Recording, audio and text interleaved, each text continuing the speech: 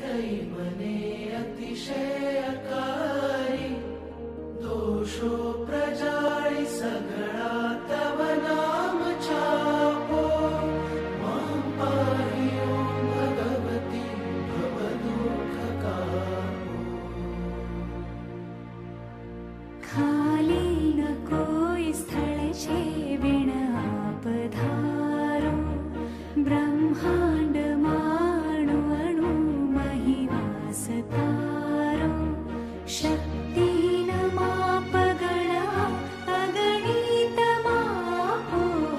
मां पाहि ओं भगवती भवदुःख कापो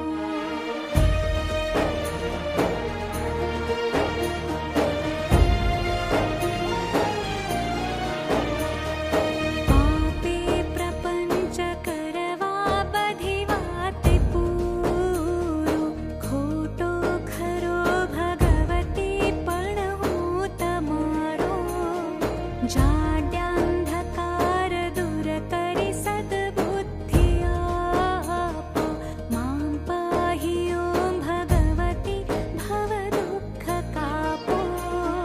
शीखे सुणे रसिक छंद जये कचेते दीनाथ की त्रिविधता पटळे खचिते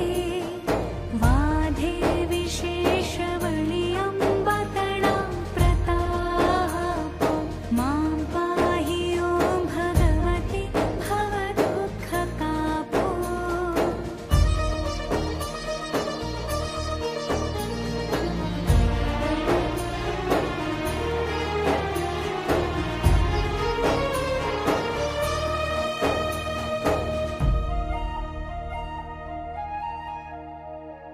श्री सद्गुरु शरण मारहिने यजूछु रात्रि दिने भगवती तुझने भजूछु